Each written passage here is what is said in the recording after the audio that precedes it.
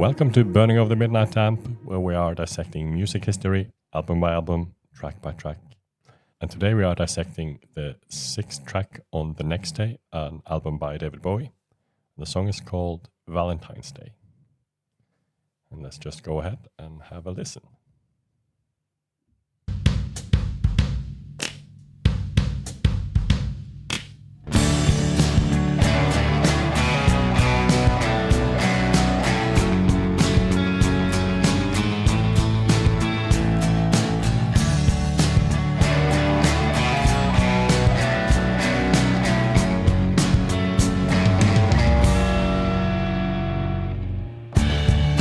Valentine told me who's to go.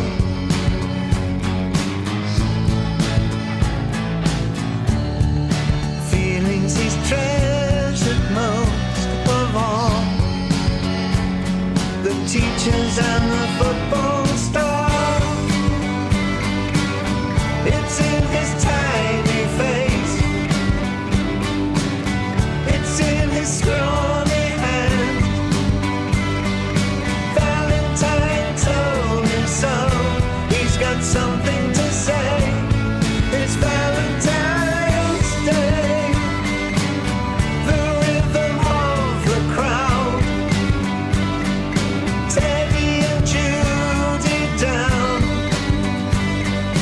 Valentine sees it all. He's got something to say. It's Valentine's Day.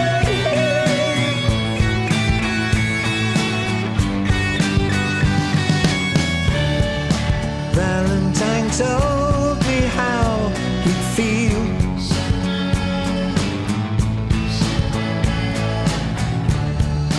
If all the world were under his heels, or stumbling through the mall,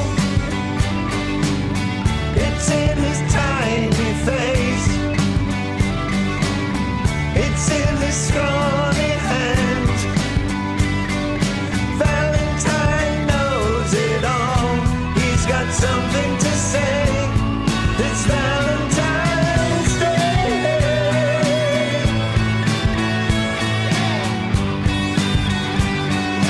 Valentine, Valentine.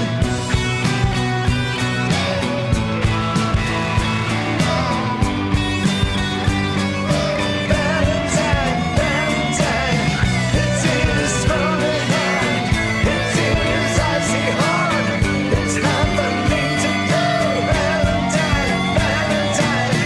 It's in his scrawny hand. It's in his icy heart.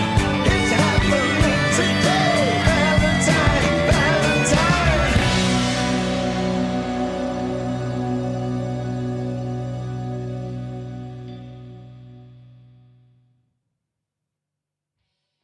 So, the sixth track on The Next Day is Valentine's Day.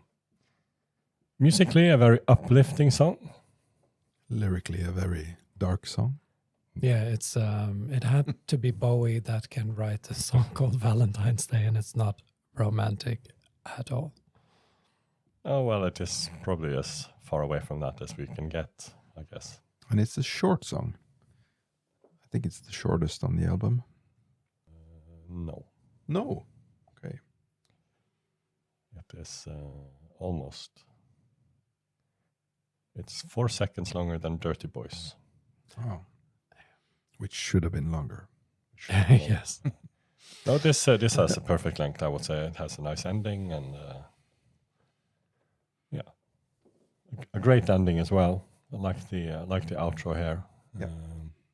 More powerful, bit more maybe a little bit darker than the rest of the song, but still, it does have a dark topic, and of course the topic here is the general topic is school shootings and that kind of things. Gun violence. Valentine then being a boy. Yeah, I guess it could also be linked to the St. Valentine's Day massacre that has been linked to Al Capone. Yeah, the lyric is It's not very clear, but it's reminds me of Bowie writing short stories in lyrics, which he did sometimes in the past, like Repetition on Lodger. This is like that, very short, short meaning few. In few lines, he gives us an impression of a character with a tiny face and a scrawny hand, but now he's got something to say. Stumbling through the mall, dreaming of how the world would be, how it would feel if all the world were under his heel. It's like this underdog doing violence to be on top, and the teachers and the football star, they're to go. Valentine told me who's to go. So there's definitely things that point to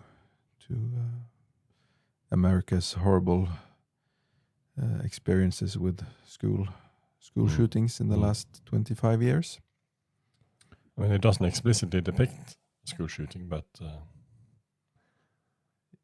it's easy to see that that is an interpretation that could fit. But of course, as with Bowie, we never know. This is a song that is among the songs used in the musical Lazarus, where it's sung by a character called Valentine, and in that story he is a serial killer, not a mass shooter at all. And he also sings the song, another song from this album, Love is Lost, that we previously discussed as a song that has a lot of possible Bowie biography content. So if this is a song that is made for Lazarus, as we've also previously discussed, it was many things point to Lazarus, the musical, being in the works long before the Next Day album. So it could be made for Lazarus, and it could be not made for Lazarus and just added to that. it was plot actually one later. of the last songs that was recorded for the album. Yeah. Also, one of the last videos then. Yeah, there was actually a video directed by Indrani Pal Chowdhury and Marcus Krinko. Previously has collaborated with Bowie. That's a pretty scary video. And Subtly scary. yeah, and it's funny you say it's scary because it basically only has Bowie in the video, but he just turns to be more and more angry and intense looking throughout the video. And he has this, it's a special type of guitar without a headstock, which he kind of treats more and more like a gun throughout the video, using it almost like it's a rifle. And there's even one shot in the video where you can see there's like a close-up of the strings, and it's like a bullet is being propelled, like you would see it through a gun, almost. It's like subliminal Yeah, images of. And I think also in the background, this is filmed in an old warehouse building in New York, and you can see these bullet holes in the wall. And he also points like an imaginary gun at the camera, but it's just him and the guitar, and it's sunlight and shadows as well. But it's very well played with this little subtle things that makes the video grow more and more disturbing as you watch it, even though he just sings and grins. But it's very well made. Very catchy song. Beatles-like choruses and or maybe the Kings, those type of happy tunes at least. Yeah, I see the There's link to big contrast there between the happy and the dark, which makes it maybe even more disturbing in a way. Yeah, it's a very guitar-based song, and it has these at least 3 distinctive riffs. Played by Earl Slick. Or Played by Earl Slick, yeah. One that is in the verses and one in the chorus, and then there's one that kind of leads to the outro solo in the end. And talking about the Kings, Earl Slick said in an interview that he borrowed certain rhythm guitar lines from Waterloo Sunset, which is a song by the Kings. And maybe an interesting, probably coincidence, but an interesting link between those two songs is that the Kings song is about a couple called Terry and Julie, and Bowie mentions in the song Teddy and Judy down. So that maybe he was thinking about those two, or because of the musical link there. Who knows? Once again, could be a coincidence, but it's Most likely. very close. Mm.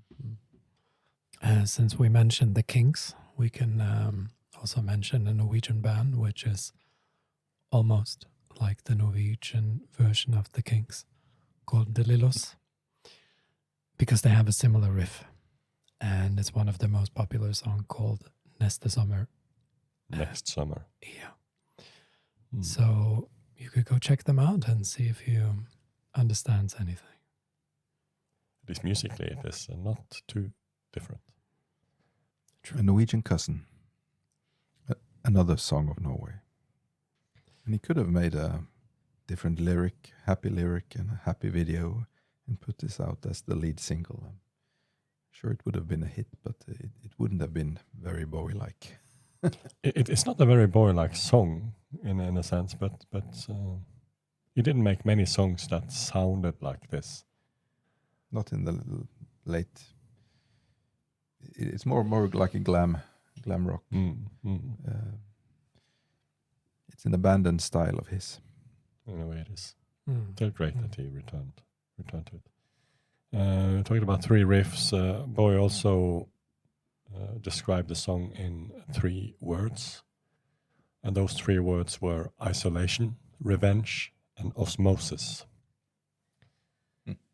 So isolation and revenge, I guess, both fits very well into the topic of a young kid who wants to do a mass shooting or something. Mm. Angry incel with a gun. Mm. The song was also released as a single. It was his final 7-inch single, issued from a new album while he was still alive. It didn't fare too well. It reached number 179 on the UK singles chart. But in terms of radio play, it was actually the second most successful single on the album. So it was quite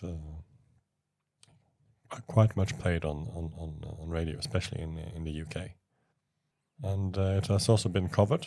A Swedish musician called Max Lorentz, he made a whole album called Shining Star in 2018 of an album of David Bowie covers where he included this song. It is also worth mentioning that this is the last song that has its own page on Wikipedia, which might make us think that this album was a bit front-loaded with the best songs in the beginning. But we will see if that is actually true. Yeah, and I don't think we have anything more to say about this song. Positive song with a very dark lyric. And remember to like and subscribe if you want to hear other songs from this album. We are planning to do the whole album. And soon we will be going on to the 7th track, If You Can See Me. We also have a podcast where we are discussing the whole album and all the songs from the album.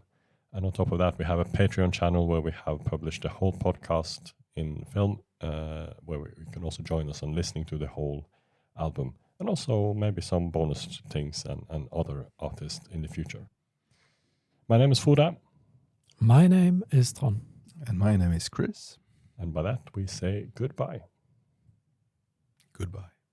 See you next time.